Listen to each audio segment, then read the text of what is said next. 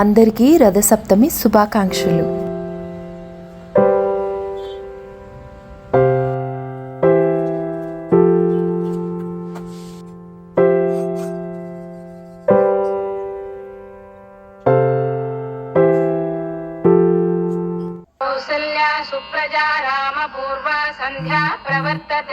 ఉత్తిష్ట నరశార్దూలాం కర్తవ్యం దైవమాహ్నికం.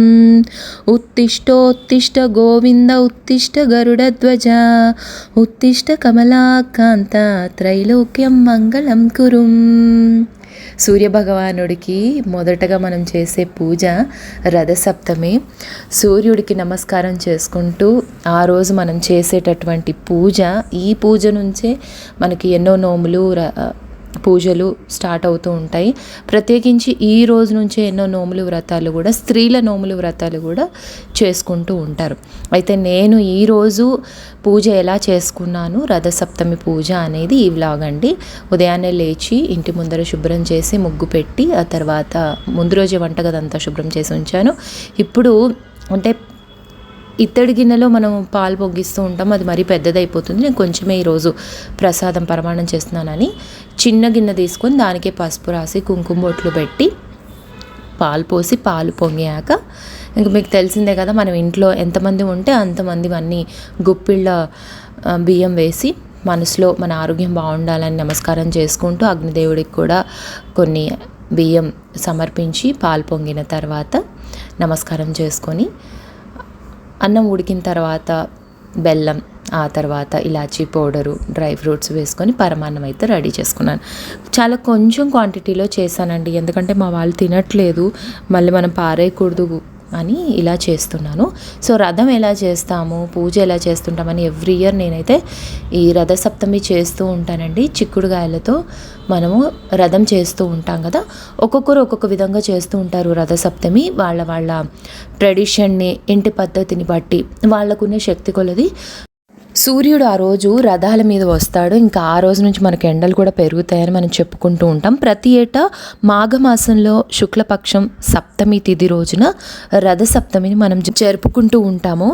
భూమిపైన జీవరాక్షులు సుభిక్షంగా మనగలుగుతున్నాయంటే అందుకు కారణం సూర్యుడే. సో ఈ కారణంగానే భగవానుడిని కనిపించే దేవుడు అని అంటారు. హిందూ సాంప్రదాయం ప్రకారం సూర్యాధారణకు ఎంతో విశిష్టత కూడా ఉంది. ముఖ్యంగా భక్తులు సూర్య జయంతి రోజు ఎక్కువగా పూజిస్తారు. మాఘమాస శుక్లపక్షం సప్తమి నాడు ఈ పర్వదినం వస్తుంది. దీన్నే రథసప్తమి అని కూడా అంటారు. సూర్యుడు 7 గుర్రాలపై రథం దక్షిణాయనం ముగించి పూర్వోత్తర దిశగా ప్రయాణం సాగిస్తుందని భక్తులు విశ్వసిస్తూ ఉంటారు. అది ఈ రోజు నుంచే ప్రారంభమవుతుంది. మాఘ సప్తమి నుంచి రానున్న 6 మాసాలు ఉత్తరాయణ పుణ్యకాలంగా పరిగణిస్తూ ఉంటారు. అయితే సూర్యుడు 7 గుర్రాల మీద వస్తూ ఉంటాడు కదా, చిన్నప్పుడు కూడా మన పెద్దవాళ్ళు మనకు చెప్పేవారు. సూర్యుడు 7 గుర్రాలు 7 వారాలకు సంకేతాలు. ఈ 7 గుర్రాలను మేధ ఛందస్సులు అని అంటారు.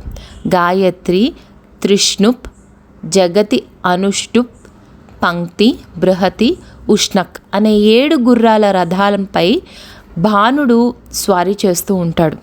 ఈ 7 గుర్రాల మీద ఆయన ఆ రథం మీద స్వారీ చేస్తూ ఉంటాడు. మేషం నుంచి మీనం వరకు ఉన్న 12 రాశుల్లో ప్రయాణిస్తూ ఉంటాడు. ఈ 12 రాశులను పూర్తి చేయడానికి సూర్యరథానికి 1 ఏడాది సమయం పడుతుంది. సూర్య జయంతి అంటే సూర్యుడు పుట్టినరోజు కాదు, రథాన్నెక్కి సూర్యుడు సాగించే ప్రయాణం ఈ రోజు నుంచే మొదలవుతూ ఉంటుంది. మనం సైంటిఫిక్గా చదువుకున్నది ఒకటి, ఆ తర్వాత మనకి ట్రెడిషనల్గా చెప్పుతున్నది ఒకటి. అయితే మనకు తెలిసినంత వరకు సూర్యుడు ఒక్కొక్క రాశిలో సంచరించే కాలాన్ని ఒక మాసంగా పరిగణిస్తూ ఉంటారు. మనకు కనిపించే సూర్యుడు ఒక్కడే అయినా విశ్వంలో ఇంకా 12 మంది సూర్యులు ఉన్నట్లు పరిశోధకులు గుర్తించారు. కానీ మన భారతీయులు వేదకాలంలోనే ఈ 12 ఆదిత్యులను కనుగొన్నారు.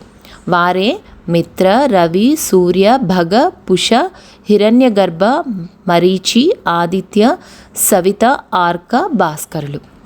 వీరే 12 నామ సాధకులు, ఆది దేవతలు. వీటి కారణంగానే 12 రాశులు ఏర్పడ్డాయి. సూర్యుడు ఒక్కొక్క మాసంలో ఒక్కొక్క రాశిలో ప్రయాణం చేస్తూ ఉంటాడు. మాఘమాసంలో ఆర్కనామంతో సంచరిస్తూ ఉంటాడు సూర్యుడు. మాఘ అంటే పాపం లేనిది అని అర్థం. పుణ్యాన్ని ప్రసాదించే మాసం కాబట్టి ఈ మాసాన్ని మాఘమాసం అన్నారు. నిజానికి ఉత్తరాయణ మకర సంక్రాంతిలో ఆరంభమైన రథసప్తమి నుంచి ఉత్తరాయణ స్ఫూర్తి పూర్తిగా గోచరిస్తుంది. దక్షిణాయనం నుంచి విముక్తుడైన భాస్కరుడు ఈ రోజు నుంచి ఉత్తర దిక్కుగా ప్రకాశిస్తాడు. కాబట్టి రథసప్తమిని సూర్యగ్రహణ తూల్యంగా భావించి పితృదేవఋషి తర్పణాలను ఇవ్వాలనే నియమాన్ని నిర్ణయించారన్నమాట. మనకు శత్రుబాధలు తొలగిపోవటానికి ఈ రథసప్తమి బాగా పనిచేస్తుంది అంటారు. సౌర కుటుంబంలో అన్ని ప్రాణులకు సూర్యుడే ఆత్మ. కాబట్టి సూర్యోపాసన చేస్తే రుణ రోగ శత్రుబాధలు నశిస్తాయి. మన మంత్రపుష్పాలలో ఒకటిగా పేర్కొనే యోపం పుష్పం వేద పుష్పవాన్ ప్రజావాన్ పశుమాన్ భవతి అనే వాక్యాలు దీనికి సంబంధించినవే. సూర్యాధారణ చేసేవాడు పుష్పవంతుడు, సంతానవంతుడు, పశు సంపద సమృద్ధివంతుడు అవుతాడట. సూర్యకాంతిలోని కిరణాల వల్ల శరీరానికి సహజ సిద్ధంగా విటమిన్ డి లభిస్తూ ఉంటుంది. సూర్యకిరణాలు శరీరంపై తప్పక ప్రసరించాలి. అందుకే మనం సంధ్యావందనం, సూర్య నమస్కారాలు, ఆర్ఘ్య ప్రదానం మొదలైన ప్రక్రియలన్నీ చేస్తూ ఉంటాం. ఇక్కడ నేను రథం చేసేసాను. తర్వాత ఒక జిల్లేడాకు తీసుకుని దాని మీద గంధం కుంకుమతో సూర్యాకృతిని చేశాను. సూర్యుడికి మంచినీళ్ళు, ఎర్రని పూలు సమర్పించాను. ఈరోజు మనము సూర్యనారాయణుడికి ఎర్రని పువ్వులు సమర్పించాలని చెప్తూ ఉంటారు కదా. సో ఇప్పుడు దీపారాధన చేసి నైవేద్యం సమర్పించి ఆదిత్య హృదయం, సూర్యాష్టకం 2 కూడా చదువుకొని, కుదిరితే ఆ 2 కూడా విని కాసేపు ధ్యానం చేసుకొని అక్షింతలు మన మీద వేసుకోవడం. దీపారాధన చేసేటప్పుడు అంటే ప్రసాదం సమర్పించేటప్పుడు చిక్కుడుకాయల ఆకుల మీద అంటే 7 ఆకులు పెట్టి ప్రసాదం సమర్పిస్తూ ఉంటారు. ఇంకొక పళ్ళెం తీసుకొని అందులో మనము ఆకులు, జిల్లేడాకులు పెట్టి దాని మీద గోధుమలు వేసి దీపారాధన చేస్తుంటారు. మట్టి ప్రమిదల్లో ఈరోజు ప్రత్యేకించి దీపారాధన చేయడము విశేష ఫలితాలను ఇస్తుందని కూడా చెప్తూ ఉంటారు. ఇదండి ఎప్పుడు ఎవ్రీ ఇయర్ నేను చేసుకునే విధానము. రథసప్తమికి పూజ ఎలా చేసుకుంటాము ఏంటి అనేది ఎవ్రీ ఇయర్ ఇంకొంచెం తెలుసుకుంటూ ఇలా మేము పూజ అయితే చేసుకుంటూ ఉంటాం. మా ఫ్యామిలీలో అందరూ కూడా రథసప్తమి చేసుకుంటూ ఉంటారు. ఆ రోజు వచ్చిందంటే ఇంకా మనము చాలా పనులకు కూడా సిద్ధమైపోతూ ఉంటాము.